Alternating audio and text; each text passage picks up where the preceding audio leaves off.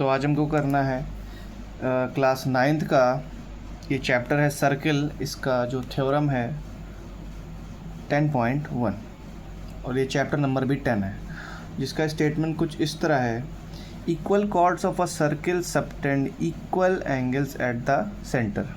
Subtend करने का मतलब होता है जब कोई कॉर्ड जब किसी कॉर्ड के दो पॉइंट्स को मिलाकर हम किसी पॉइंट पर मिलाते हैं तो जो एंगल वहाँ पे बनता है उसको हम कहते हैं सबटेंड करना।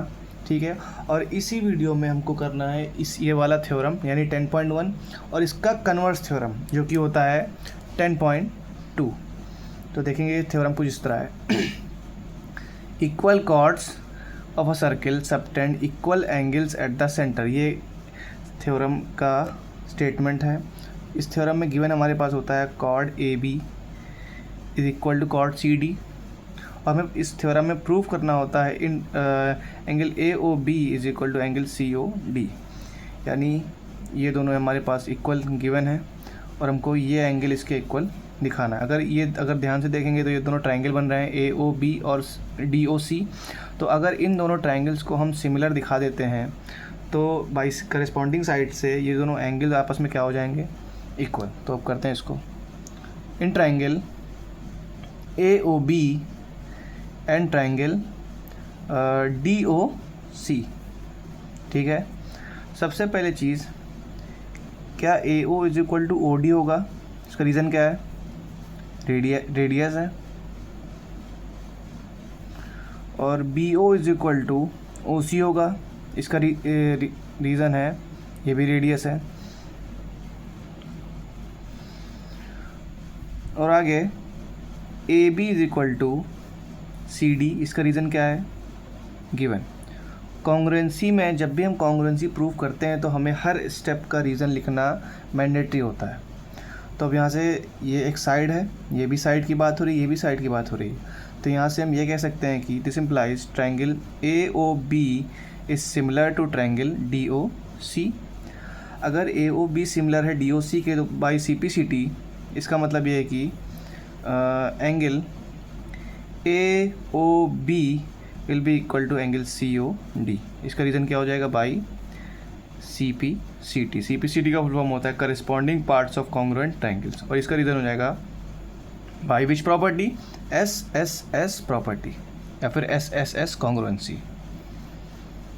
अब तुरंत ही हमने करना है इसका कन्वर्स, जो कि होता है थ्योरम 10.2। इसका जस्ट उल्टा होता है वो। ये पूरी थ्योरम एक बार फ्रेम में आ गई है। अब हमको करना है इसकी थ्योरम नंबर 2 यानी थ्योरम 10.2।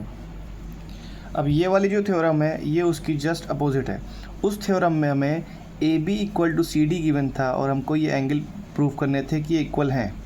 अब इस थ्योरम में जो कि उसका जस्ट उल्टा यानी उसका कन्वर्स है, इसमें हमें ये दोनों एंगल यानी ए ओ बी गिवन रहेगा एंगल सी ओ डी के, और हमको प्रूव करना रहेगा कि ये A B equal to C D है। इसका स्टेटमेंट है if the angle subtended by the chords of a circle at the centre are equal then the chords are equal. ये प्रूव करना है कि then the chords are equal. Given हो जाएगा इसमें angle A O B is equal to angle C O D, और to prove हो जाएगा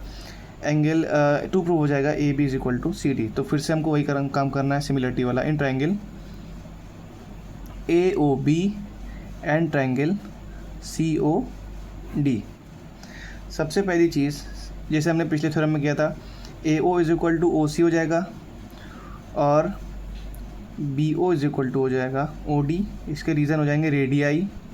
रेडियाई जो है वो रेडियस का प्लूरल फॉर्म, एक है तो रेडियस, एक से ज़्यादा है तो radii. Radii of the same circle या फिर सर्किल, सेम सर्किल यहाँ पे लिख सकते हैं रीज़न में। कॉन्ग्रुएंसी में हमें हर स्टेप का रीज़न लिखना ज़रूरी होता है। ठीक है, अब एक चीज़ मिस हो गई है। Angle A O B is equal to angle C O D. इसका रीज़न हो जाएगा कि इसका रीज़न हो जाएगा कि ये गिवन था, यानी पहला वाला का रीज़न रेडियस वाला रीज़न है, दूसरे वाले का भी रेडियस वाला रीज़न है, और बीच में है क्या एंगल वाला रीज़न जो कि गिवन था। और इसको हमने बीच में क्यों लिखा है, क्योंकि ये साइड जो थी इसके बराबर है, ये साइड इसके बराबर है, बीच का एंगल है ना ये, तो एंगल अगर ये बीच का है तो बीच में ही हम एंगल को लिखेंगे। यानी सबसे पहले होगा साइड, फिर होगा एंगल, फिर होगा ये साइड। तो यहाँ से अगर हम देखेंगे कौन सी प्रॉपर्टी लग रही है, SAS, यानी हम कह सकते हैं यहाँ से triangle AOB will be congruent to triangle COD. This implies AB is equal to CD. इसका रीज़न हो जाएगा बाई CPCT। CPCT का फुल फॉर्म होता है करस्पॉन्डिंग पार्ट्स ऑफ कॉन्ग्रुएंट